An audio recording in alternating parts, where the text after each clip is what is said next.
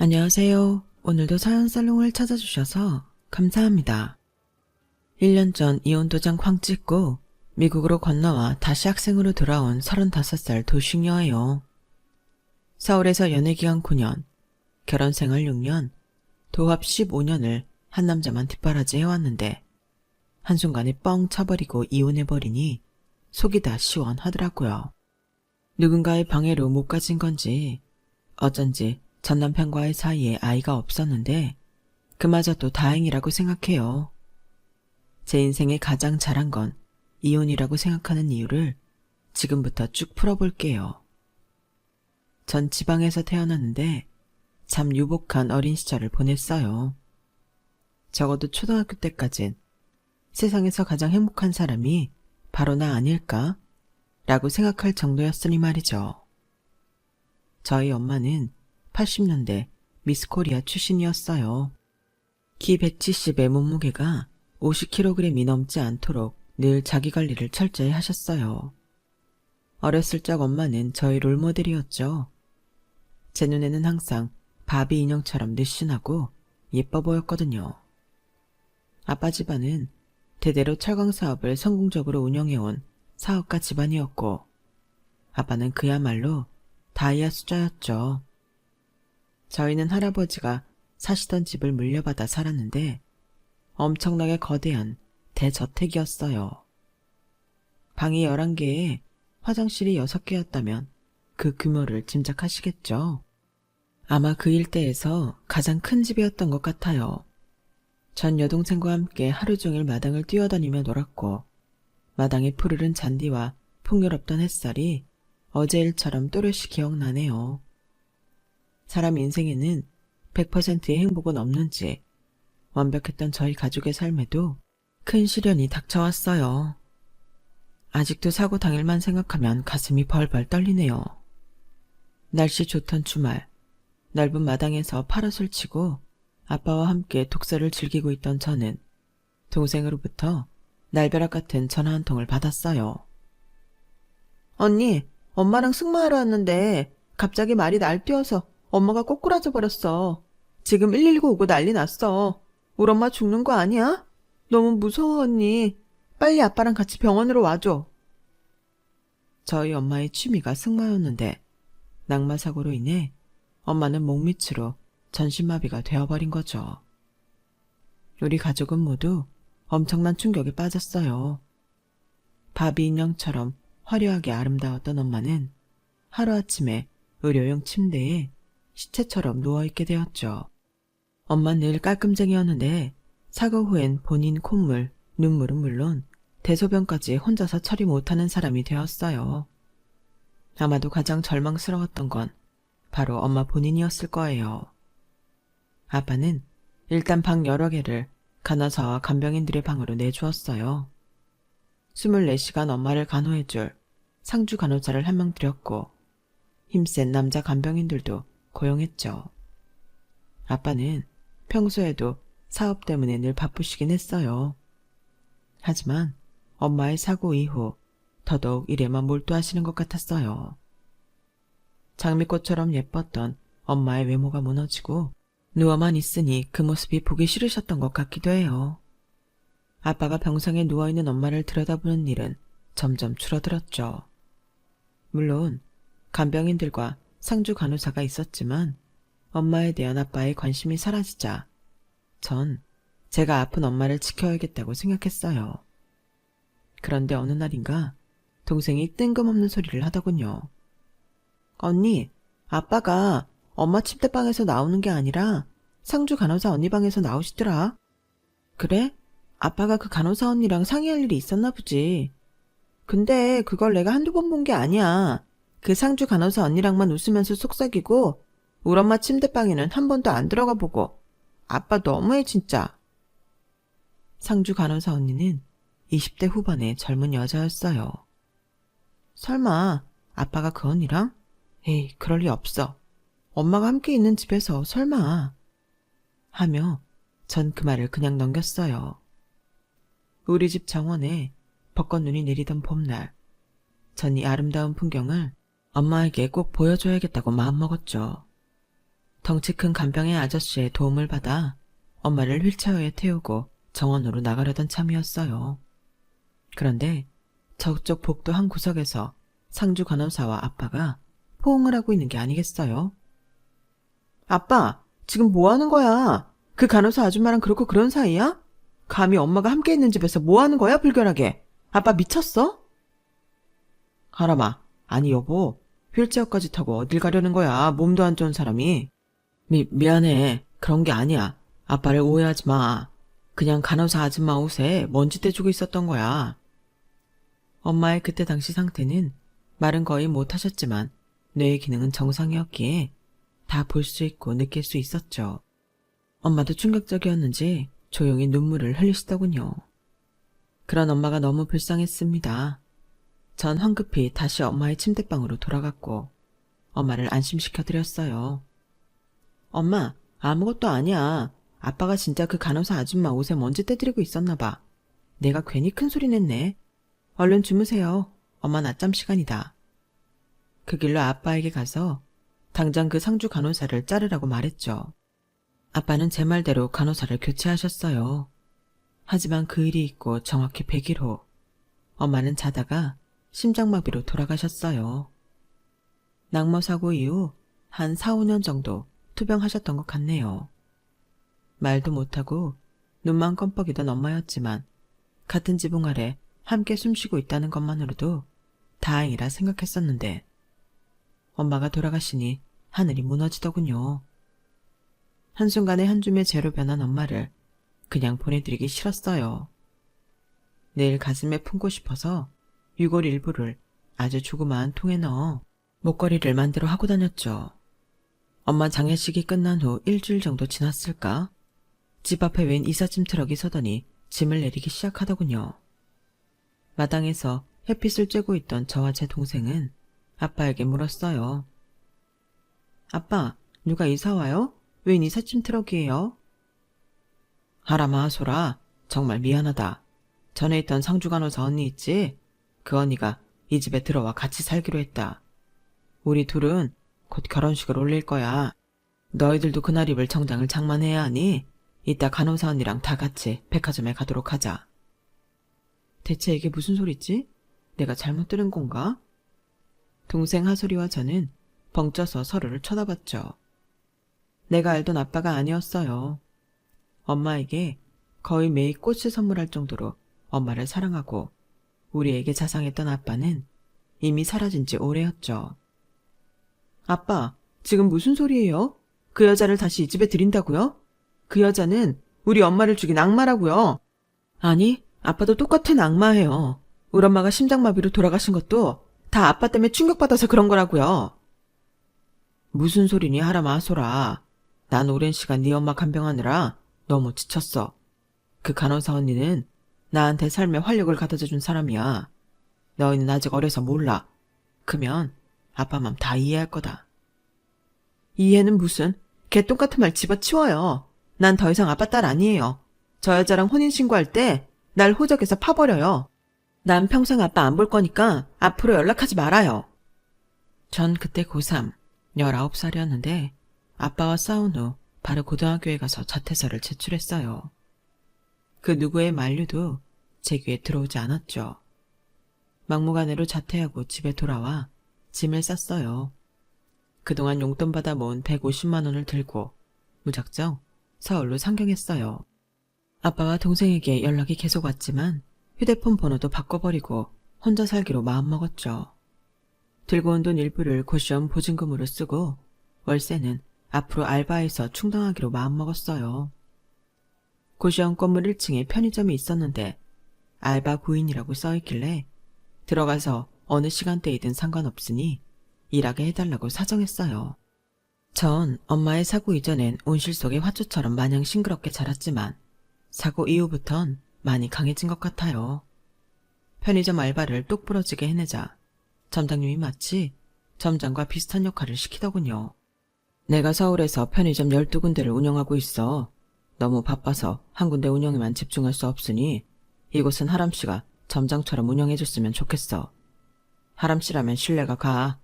하람씨 아직 19살밖에 안 됐는데 내가 꼬박꼬박 존칭 쓰는 거 보면 하람씨 존중하는 걸 알겠지? 아, 감사합니다, 점장님. 근데 제가 잘할 수 있을까요? 아직 3개월밖에 안 됐는데. 근데 어떤 역할을 하면 되는 거죠? 지금까지 내가 했던 역할 해주면 되고, 야간 시간대 알바를 뽑는 일도 해주면 돼. 월급은 내가 충분히 챙겨줄 테니 걱정 말고. 전 얼떨결에 편의점 점장 역할을 하며 알바도 뽑게 되었어요. 누구를 뽑아야 할지 몰라서 그냥 제일 처음 연락 준 사람을 고용하게 되었죠. 야간 타임이라 20살 남자를 뽑았는데 사진보다 훨씬 키 크고 잘생긴 남자가 뚜벅뚜벅 걸어오더군요. 속으로 와, 탄성을 질렀죠. 알바가 처음이라는 그 남자는 이것저것 저한테 물어보더군요. 점장님, 포스기 어떻게 쓰는지 좀 알려주시겠어요? 네, 알려드릴게요. 그리고 저 점장 아니에요. 저도 알바생인데 정장님께서 바쁘셔서 제가 대신 알바 뽑은 거예요. 저보다 나이 많으신 것 같은데 말 놓으세요. 아, 제가 이제 20살인데 실례지만 그럼 나이가 어떻게 되세요? 아직 고등학생이신 거예요? 지방에서 고3 다니다가 중퇴했어요. 서울로 올라온 지 3개월밖에 안 됐네요. 이 위에 고시원에 살면서 월세 충당하려고 알바하는 거예요. 아, 그러시군요. 가정 형편이 좀 어려우신가 보다. 저희 집도 엄마랑 여동생이랑 같이 사는데 기초수급자예요. 전 의대 가려고 재수하는 중인데 인터넷 강의라도 들으려면 돈이 필요해서요. 어머, 의대 지원하시는 거 보면 공부 잘하시나 보네요. 근데 밤에 일하시면서 수능 준비까지 하시려면 힘드시겠어요. 대단하네요. 사실 찢어지게 가난해서 대학 꿈도 못 꿀 형편인데 재수하는 것 자체가 엄청난 사치죠. 한 푼이라도 벌어서 제 용돈도 하고 엄마도 조금 갖다 드려야 해요. 그는 저를 그와 똑같은 흑수저라 생각하더군요. 저도 이제 아빠의 그늘에서 완전히 벗어나 스스로를 고아라고 생각하며 살기로 했기에 그러려니 했죠.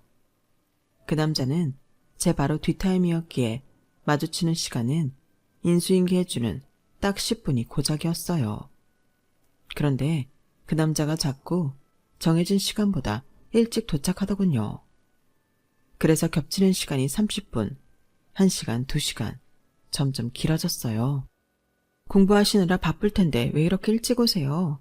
어차피 정해진 시급은 똑같은데 뭐하러 시간 낭비하세요? 저한테 시간 낭비 아니에요.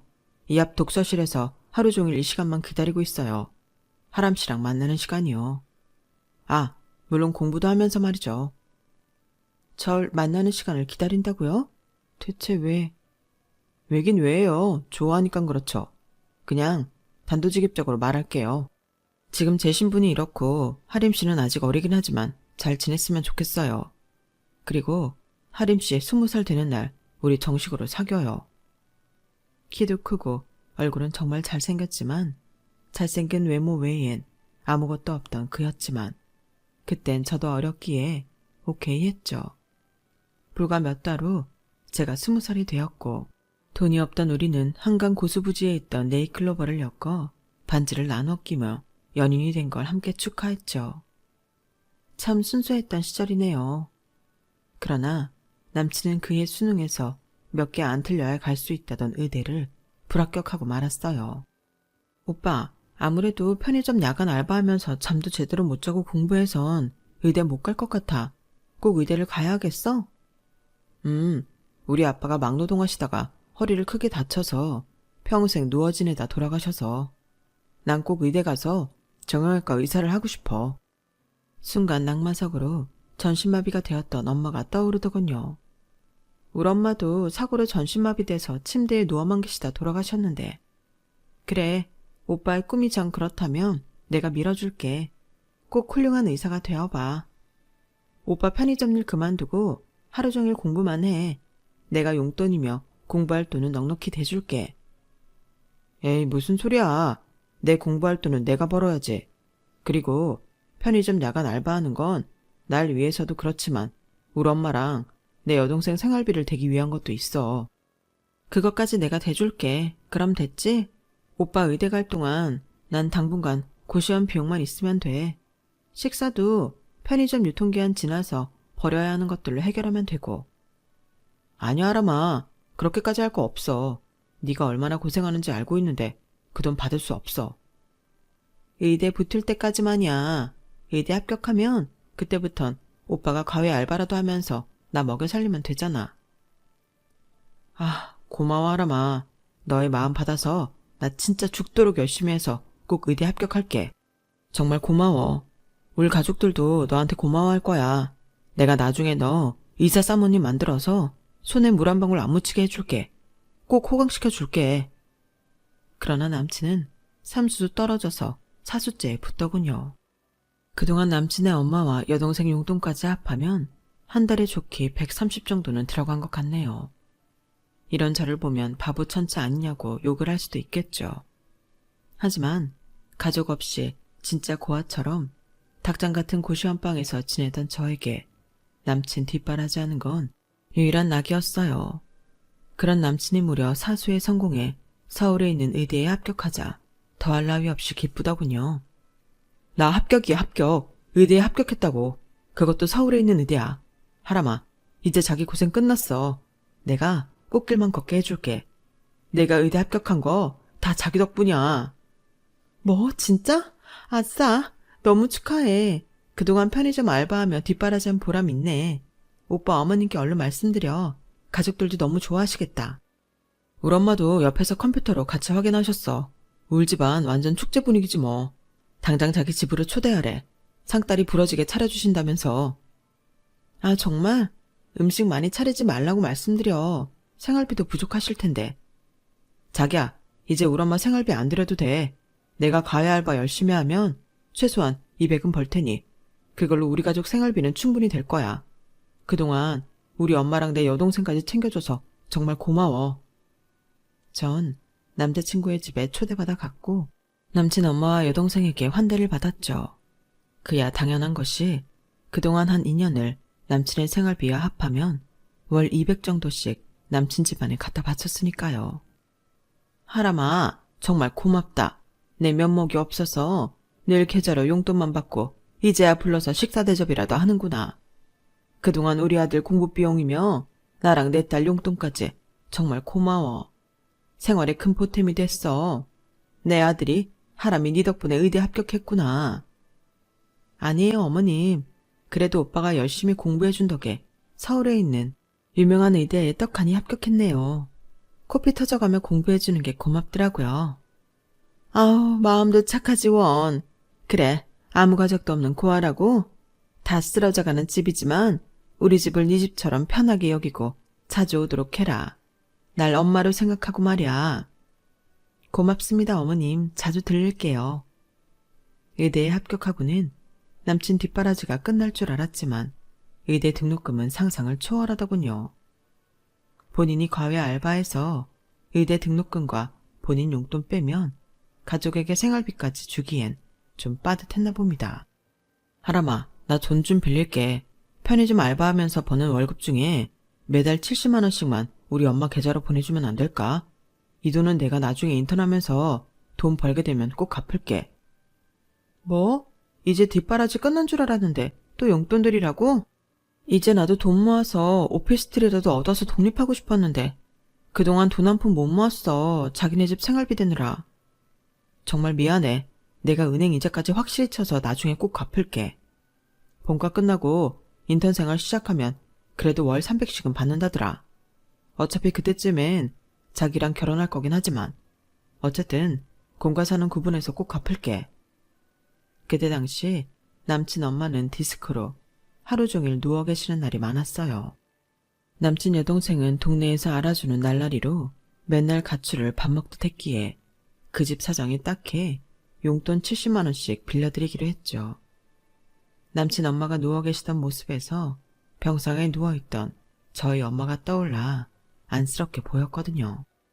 이렇게 용돈까지 드리던 저를 늘 환대해주던 남친 엄마는 남친이 의대를 졸업할 시점이 다가오자 점점 차갑게 변해갔어요.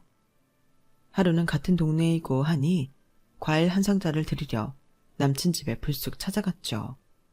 그런데 남친 엄마가 웬 낯선 아줌마와 함께 있더군요. 어머님, 저 왔어요. 사과가 맛있어 보여서 한 상자 사들고 왔어요.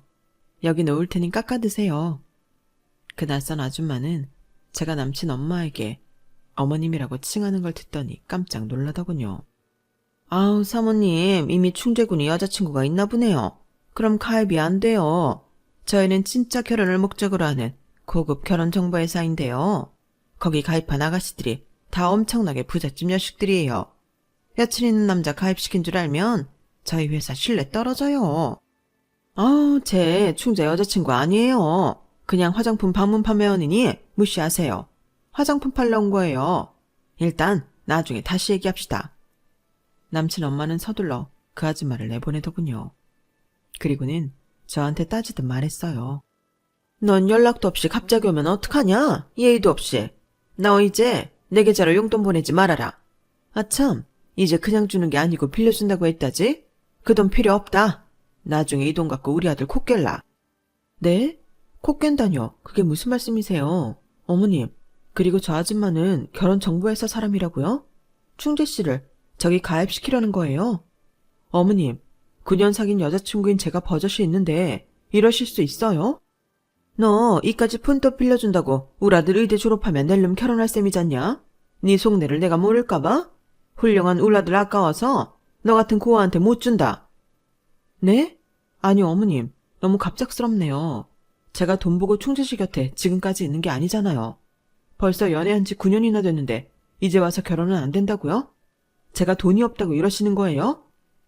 그래, 내 아들 충재가 인물이 빠지나 능력이 빠지냐? 지금 나한테 하루에 걸려오는 중매 전화가 5통 이상이다. 연예인급 외모의 의대생이라며 부잣집 여자들이 줄을 섰다고. 뭐가 아쉬워서 너한테 내 아들을 주냐? 아서라. 아니, 내가 이 집안에 돈 쏟아부은 게 얼만데 그 돈만 낼름 꿀꺽하고 날 내치겠다고요? 내가 순순히 물러날 것 같아요?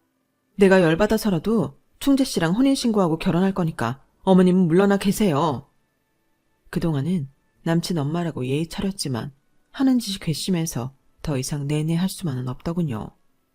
남친한테 연락해 따져 물었죠. 자기, 요즘 선보고 다녀? 그게 무슨 소리야. 나 이제 의사 국가고시 준비 때문에 눈코 뜰 새 없이 바쁘다고. 혹시 우리 엄마한테 무슨 얘기 들은 거야? 뭐 아는 내용은 있나 보지? 나 억울해서라도 자기랑 못 헤어져. 지금까지 뒷바라지한 게 얼만데. 9년 사귄 여자친구를 설마 버리겠어? 자기, 날 위해 지금껏 희생한 거 다 알아. 자기가 정 불안하면 오늘 당장 혼인신고하자. 나 본과 졸업하고 인턴 되면 월급도 받으니까 우리 둘 못 먹고 살겠어? 저는 남친과 그렇게 홧김에 혼인신고를 했네요. 이 사실을 안 시모는 난리를 치더군요. 너희 이미 혼인신고했다고? 아, 내 가슴아. 전충재 너, 이 바보 같은 놈아. 돈 많은 여자들이 열쇠 들고 줄줄이 서 있는데? 그걸 다 마다해? 하람이 얘는 고아나 다름없는 가난뱅이잖냐? 흐휴. 엄마, 우린 뭐 가난뱅이 아니야? 우리도 기초수급자였잖아. 하람이 덕분에 나 의대 와서 의사 될 수 있었다고 고맙다고 한 게 엊그제 같은데 왜 이렇게 변했어, 엄마? 어머님, 전 고아도 가난뱅이도 아니에요. 나중에 기회 되면 말씀드리겠지만 가족과 연을 끊고 사는 것뿐입니다. 그렇게 무시하는 발언은 삼가주세요. 어머님도 양심이 있으시면 지금까지의 제 희생을 알아달라고요. 허이쿠야, 너 또 돈 얘기하는 거냐? 그 돈 내가 똥을 푸는 일을 해서라도 갚아줄게. 아휴, 이미 엎어지면 어쩌겠냐. 다 필요 없고 니네 아기는 천천히 갖고 우리 집에서 신혼 시작해라. 투룸이니 방 하나 쓰면 될 거 아니야. 그렇게 실평수 10평이던 투룸 빌라에서 우리는 신혼생활을 시작했습니다. 결혼식은 물론 안 올렸어요. 모든 걸 나중에 형편 좀 피면 하자고 다 미뤘죠. 부잣집 며느리 맞을 기회를 놓쳐서 분통해하던 시어머니는 그 화풀이를 제게 시집살이 시키며 푸는 듯 했어요. 너 대체 살림은 어떻게 하는 거냐? 반찬가는 하나도 안 맞고 화장실 변기에는 똥이 그대로 묻어있구나. 네가 이 집안에 들어오고 모든 게 다 엉망이 됐다고.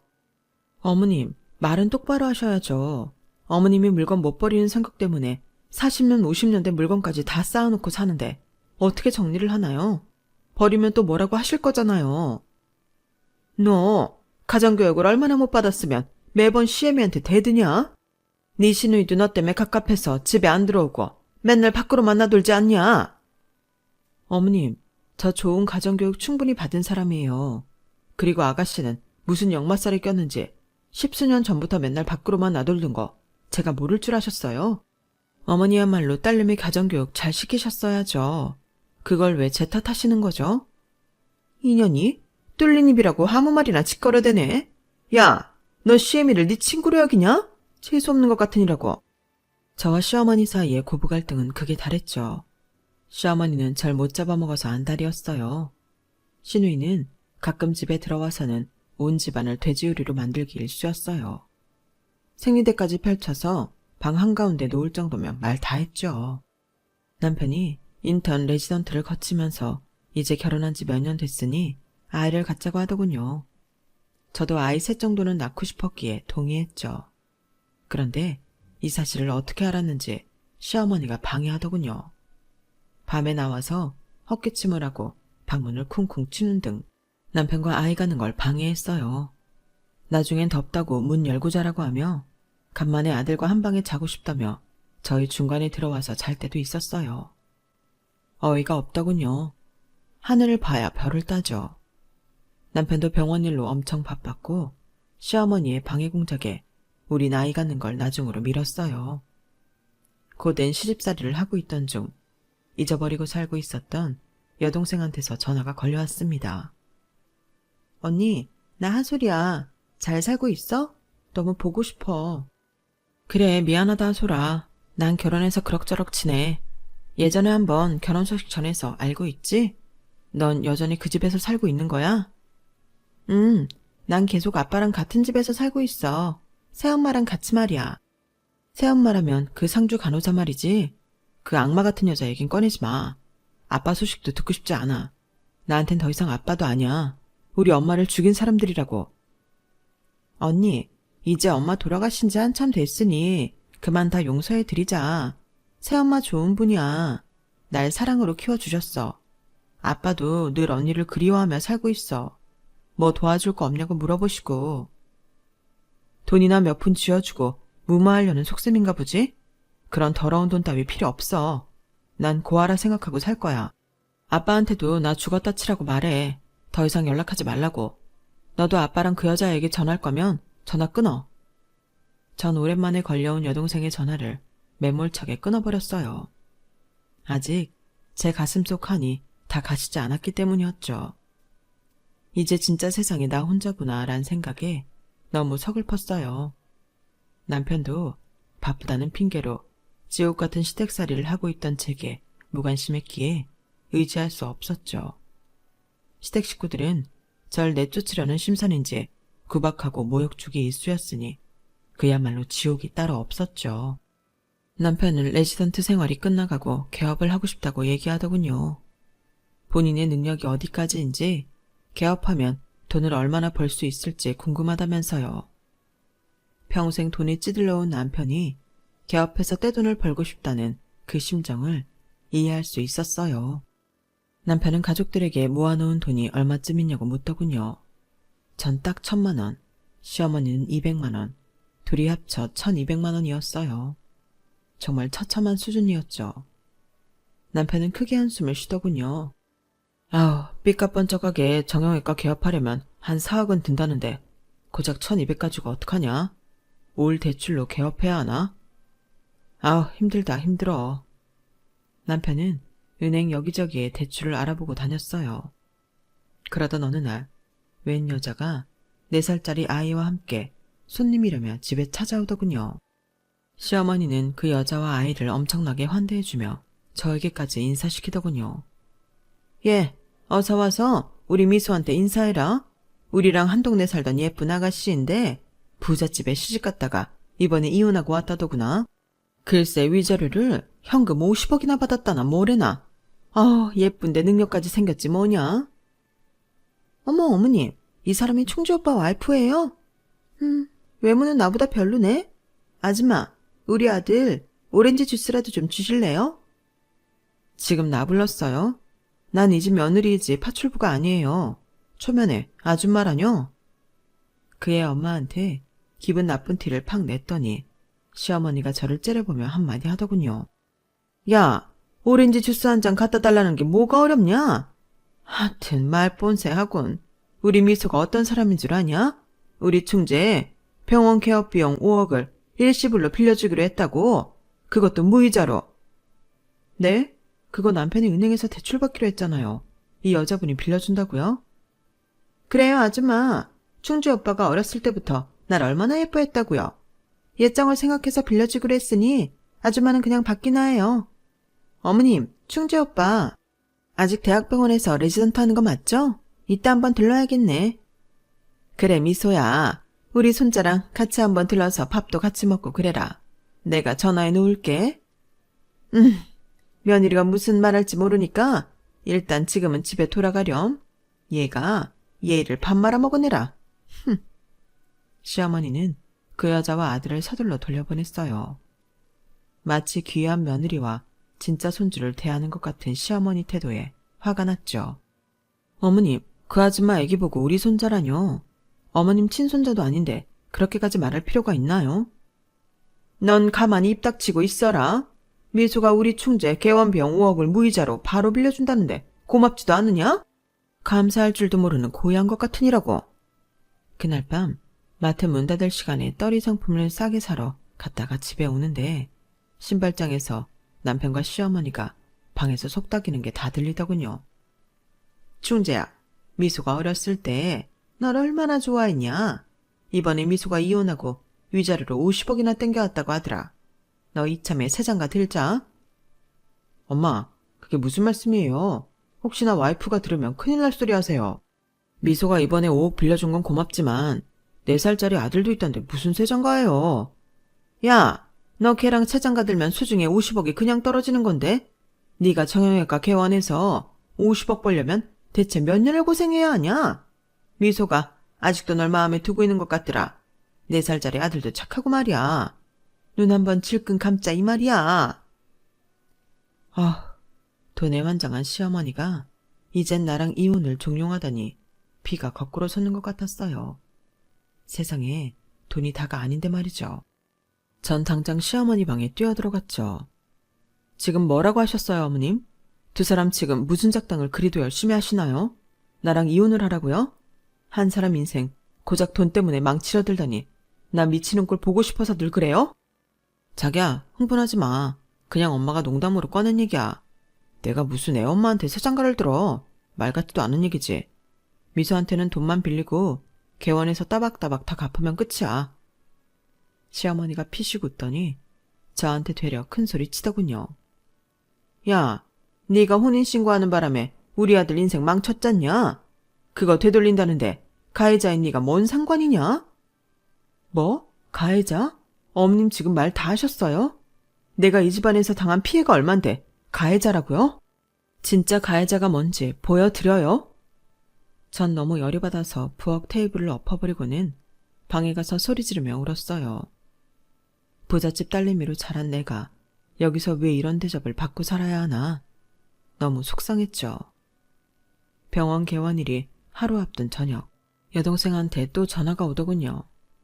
언니, 나야. 이 소식은 꼭 전해야 할 것 같아서 전화했어. 끊지 말고 들어줘. 그래, 하소라. 혹시 너한테 무슨 일 있는 거 아니지? 난 아무 일 없고 새엄마가 코로나로 2달 만에 돌아가셨어. 나 아빠랑 지금 장례 다 끝내고 오는 길이야. 아빠가 언니를 너무 찾으셔. 이제 새엄마도 돌아가신 마당에 진짜 가족은 나랑 언니 둘뿐이라며 계속 우셔. 언니, 한 번만 아빠랑 만나면 안 될까? 아빠가 시름시름 앓으시는데 아빠까지 돌아가실까봐 너무 무서워. 내일 아빠가 서울 가실 일 있다고 언니 보고 싶어 하시는데 한 번만 만나드려. 뭐? 그 여자가 죽었다고? 천벌받았나 보네. 나도 결혼해서 이 집안에서 푸대접 받으며 마음고생해서 이젠 내 가족이 그립다. 아빠가 죽도록 믿긴 하지만 그 여자까지 죽었다니 아빠를 한번 만나긴 해야겠어. 근데 내일은 남편 병원 개업식이라 거기 가봐야 해서 내일 모레쯤 시간 될까? 그래 언니. 그럼 내일 모레로 일정 잡아서 언니한테 톡 줄게. 큰 결심해줘서 너무 고마워. 아빠가 엄청 좋아하시겠다. 아빠와의 만남보다 일단 내일 당장 있을 남편 개업식 준비로 긴장되었어요. 무려 5억이나 들인 병원이었기에 개업식에 최대한 예쁘게 하고 갔죠. 시어머니는 그런 저를 못마땅하게 쳐다보고는 병원 개업식 전에 여기저기 청소를 시키더군요. 시어머니가 얄미웠지만 하이힐에 스커트를 입은 전 남편 병원을 내 집처럼 여기며 깨끗이 청소했죠. 지하철 출구에서 엄청 가까운 명당 자리에 위치한 빌딩 로얄층을 임대해서 병원을 차린 남편은 뿌듯한 표정으로 개업식 손님들을 맞이했어요. 그런데 저번에 본 그 정미소라는 여자가 아들과 친정 부모님까지 데리고 개업식에 나타났더군요. 남편도 그 집 식구들에게 깍듯이 인사하며 마치 가족인 마냥 희희낙낙하고 있었어요. 기분은 나빴지만 와이프로서 저도 인사하러 그쪽에 갔죠. 근데 시어머니가 고가운 눈으로 절 보더니 정미소 부모님에게 절 청소부라고 소개하는 거 아니겠어요? 이 여자는 병원 청소부예요. 신경 쓰지 마세요. 예, 너 아직 안 갔니? 청소 다 했으면 꺼져라. 뭐? 지금 날 청소부라고 한 거야? 분노에 차서 시어머니고 뭐고 대판하려던 찰나 웬 아저씨가 대뜸 제 손을 꽉 잡더군요. 놀라서 쳐다봤죠. 하림아, 아빠야. 너 여기 청소부야? 네가 왜 병원 청소부로 일하고 있어? 대체 그동안 무슨 일이 있었던 거야? 바로 오랫동안 못 봤던 제 아빠였어요. 아빠는 그동안 너무 늙으셨더군요. 슬픈 눈을 한 채 제 손을 꽉 잡고 절 쳐다보셨어요. 시어머니는 눈이 휘둥그레져서 저희 아빠한테 말하더군요. 아니, 아빠라뇨? 김철수님, 여기 건물주이신데 얘 아빠라고요? 하람이 아빠요? 하람이는 제 며느리인데요. 얜 가족도 없는 고아나 마찬가지 있는데 이게 무슨 일이래? 남편이 개원한 강남역 근처 빌딩은 바로 저희 아빠 건물이었어요. 저희 아빠는 지방에서 사업을 하시긴 했지만 부동산은 다 서울 요지에 가지고 계셨어요. 어려서 정확한 위치는 잘 몰랐지만 강남에만 3-4개 빌딩을 갖고 계시다는 사실을 잊고 있었죠. 아니, 아까 청소부라 할 때는 언제고 또 며느리라고요? 이게 대체 무슨 상황이냐, 아람아. 너 결혼했던 소식은 들었다만 네 남편이 여기 정형외과 개업한 거야? 순간 아빠 품에 안겨 엉엉 울면서 제가 살아온 힘든 얘기를 다 하소연하고 싶은 욕망을 꾹꾹 참고서 이성을 되찾았어요. 그래, 이 거지 같은 집에서 탈출하자. 난 원래 금수저였는데 이런 진흙탕에서 내가 왜 이러고 있지? 이제 아빠 품에서 편하게 살자. 서민 체험도 쫑이다 쫑. 너무 지친 마음에 이런 생각이 들었고 전 그 자리에서 모두에게 이혼을 선포했어요. 할매, 난 더 이상 당신에게 시어머니라 부르고 싶지도 않아. 날 애미애비도 없는 돈 없는 여자라고 무시했지? 말은 안 했어도 난 금수저 중에 금수저라고. 당신이 그렇게 무시할 클래스가 아니라고. 아니, 이 건물주 따님이었단 말이냐? 며느리야, 아니 며느님, 그동안 이 시애미가 말 함부로 한 거 다 용서해라. 내가 너한테 너무 잘못했구나. 이 건물만 해도 얼마야. 아이고야, 진작 말하지 그랬니? 당신 같은 속물하고 한 공간 안에서 숨쉬고 싶지도 않아. 아빠, 나 이혼하고 당장 아빠랑 같이 살래요. 더 이상 그 그지 같은 집구석에서 살고 싶지 않아요. 내가 얼마나 구박받고 바보처럼 살아왔는지. 뭐라고? 누가 우리 딸을 구박해? 당장 이혼하고 집으로 내려가자꾸나. 이미 계약했으니 물을 순 없겠지만 정형외과라고. 그럼 내가 이 건물 공실난 곳에 정형외과로 꽉꽉 채워주지. 어디 한번 경쟁해보라고? 아니 건물주님, 아니 장인어른, 한 건물에 같은 업종이 여러 개 있으면 저희 병원 큰 타격 입습니다. 제발 그러지 말아주세요. 우리 딸을 그렇게 무시했다면서 이제 와서 장인어른인가? 진작 우리 딸한테 잘했어야지. 이제 이혼하는 마당에 장인어른이라 부르지도 말고 이 건물이 싫거든 딴 데다 병원 차리게나. 전 아빠 손을 잡고 당당하게 나갔어요. 그 길로 옛날 가족들과 함께 살던 진짜 우리 집으로 향했죠. 집으로 가는 차 안에서 아빠와 저는 부둥켜 안고 펑펑 울었네요. 운전기사분이 어리둥절하셨을 거예요. 여동생과도 너무 오랜만에 만나게 되어 행복했어요. 동생은 곧 결혼해서 남편 따라 미국으로 들어간다고 하더군요. 동생의 남편 될 집안도 미국에서 크게 사업을 하는 부잣집이었어요. 아빠는 이제 저뿐이라며 본인이 하는 사업을 물려주고 싶어 하셨어요. 고등학교도 제대로 졸업하지 못한 저를 안타깝게 생각하신 아빠는 미국 유학을 제안하셨고 공교롭게도 결혼한 여동생과 함께 미국으로 가게 되었습니다. 전 현재 미국에서 공부도 하며 동생의 소개로 새로운 인연을 만나 연애도 한창이에요. 남친은 재미교포로 뉴욕주 변호사인데 제 상황을 모두 이해한다며 몇 번이나 프로포즈를 하네요. 결혼해서 한국에서 일하고 싶다고 하면서 말이죠. 자꾸 2002년 레드코리아 빨간색 월드컵 티를 입고 와 아이러브 코리아를 외치는 통에 웃겨 죽겠네요.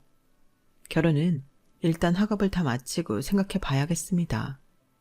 적어도 잘 사는 집 남자라 그런지 성격 꼬인 데는 없어 보이니 다행이에요. 부모님들도 훌륭한 분들이시고요. 전 고든 길을 따라 열심히 살아왔다고 생각했는데 돌아보니 제 인생은 정말 롤러코스터였네요. 그저 잘 버텨온 제 자신이 대견할 따름입니다. 여러분은 저처럼 충동적이고 어리석은 선택은 안 하시리라 믿어요. 지금 계시는 자리가 지옥 같다고 느껴진다면 얼른 탈출하시길 바랍니다. 본인의 행복을 위해서 말이죠. 제 사연은 여기까지예요. 들어주셔서 감사합니다. 항상 행운을 빌게요. 여러분, 사연 댓글에 응원과 현명한 조언 부탁드려요. 좋아요와 구독은 저에게 큰 힘이 됩니다. 오늘도 좋은 일 가득하세요.